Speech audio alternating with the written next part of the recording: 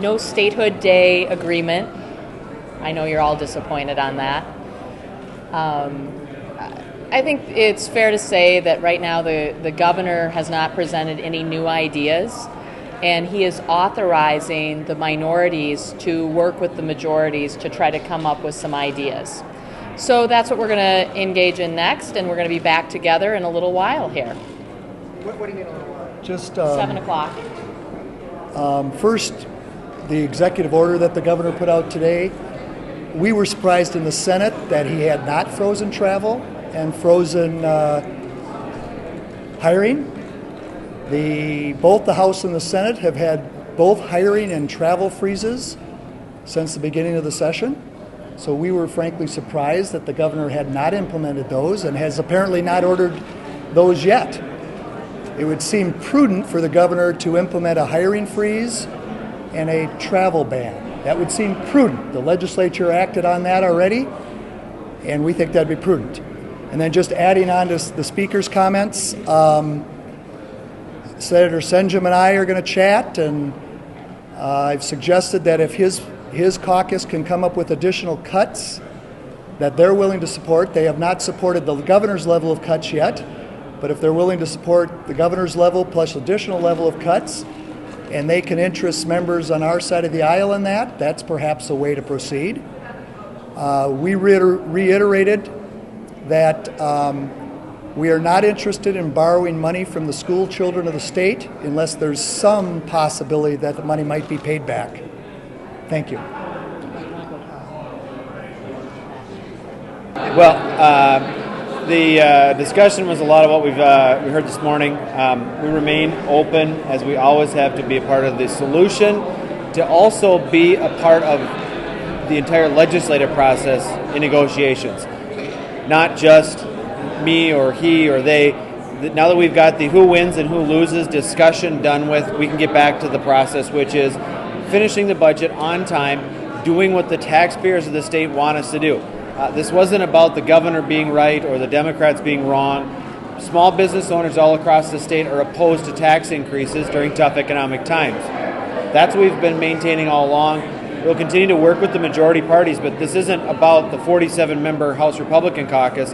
This is about the 134 members of the Minnesota House Representatives, as well as the Senate. And I'll just say, while the wheels of government turn slow. They do turn, in fact, and I would just suggest they are still turning. The issue here, of course, is the DFL put before us yesterday a tax increase that wasn't acceptable. It's been vetoed. As we look at where we are now in terms of the lay of the land, they're looking at Republicans to offer our solution. We're willing to certainly work with them with that in that respect. And as we go forward, then I think that's going to be the game plan. If Republicans have to lead, if Republicans have to step up and lead the majority, if you will, then we'll try to do that. But we want to work together with Senator Pawlenty, try to make this work. They sent us up here to get the job done, and I'm confident during the next several days that will occur. Have you got, Senator, do you have some ideas for coming up with more than $400 million of cuts? Well, we'll dig into the package. I don't have any specific ideas right now. I'm not going to pre-commit them, but we all know that these are difficult times, and we're going to have to make difficult cuts, frankly, that none of us want to make. But as you look at where we are, I'm convinced that we're going to have to make them, and it's not going to be easy. We're going to have to get some help, certainly from the other side, but we're going to try to see if we can't put something together that we can all agree on. Sorry about the sound. You guys won't be able to hear anything I have to say, so I'll just go real quick. Sounds like the legislators did too. They'll be coming back at 7 o'clock tonight. They talked about trying to put together a plan, and the legislative majorities and minorities are going to talk to one another to see if they can bring a group together that could solve this through cuts. We continue to think that that's important. Obviously we're not going to raise taxes, so we need to get moving on a solution here where we cut the size of government, where we reduce spending to resolve this issue. We've just got a few days left. They're going to be back here at 7 o'clock tonight, so more then. Do you expect it to go late into the night? I don't know. We'll see. At least, 7 o'clock, and then we'll go from there. Do you think the governor issued an executive order? Oh, no. The governor did not issue an executive order. Commissioner Hansen sent out an email to other commissioners and HR managers just reminding them of the policies on travel, on expenses. As we talked about when the governor called the cabinet meeting on Monday, we're asking all of our state agencies to do everything they can to conserve cash and to cut back. Those measures have already been in place. This is just a reminder email to follow up on that cabinet meeting and to ensure that our commissioners and HR directors are being smart about those types of issues. That's not an executive order. And again, the Constitution also doesn't require the state auditor to start raising property taxes next month either. So, there's some maybe fact-checked work that might need to take place before some of these comments get made. What about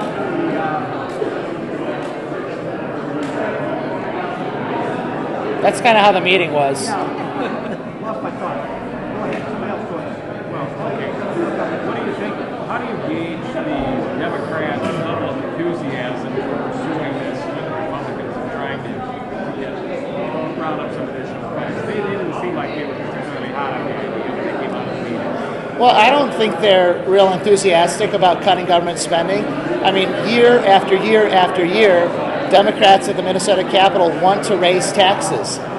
They have passed billions of dollars in tax increases that have been vetoed by the governor. So I don't think they're real excited about solving this budget issue through cuts, but we're going to have to do it. We don't need to raise taxes as we're trying to grow out of this recovery. And you probably saw the news yesterday. April was the 27th month in a row where small businesses lost or had the same number of jobs as they gained. And so the last thing we need is a tax increase on small businesses when they've had 27 months in a row without growing. So, we're not going to go down that path. I think that everybody was aware of that on the first day of the session. They're aware of that now with less than a week to go. And so even if people aren't enthusiastic about it, we're hopeful that they'll come to the table with an open mind and we can try to work something out as soon as possible. Is the payment shift is off the table? Well, I don't know about what off the table. What they've Money to pay it back. the Democrats have said that they want to link that to future tax increases. We're not interested in tax increases. The K-12 education shift has been used, by virtually every governor in the modern history of the state. Senator Pogemiller was the Education Committee chair when Arne Carlson was governor. Arne Carlson had a K-12 education shift that didn't have a future identified tax increase to pay for it. The typical way it has worked is that there's a shift that is employed, and then as economic times improve, then it gets paid back over time. And in some cases that was 12, 14, 16 years down the road. So we're talking to them about this is a K-12 education shift that was passed by the legislature last year that the House had in their K-12 education bill without any sort of revenue tied to it. So we want to get some understanding around the K-12 education shift. It is the biggest single piece of the unallotment situation, and so enacting that would help resolve some of the questions that are hanging over our heads right now. So we'll have to see, what they're looking for in terms of payments or cuts. We'll continue to talk to them about that. So are Republicans supposed to come back with specific ideas at 7? Is that what? I think Republicans and Democrats are going to talk together about what are some of the issues that maybe some of members on each side of the aisle could agree to try to resolve this through cuts. All right, thanks, guys. Thanks.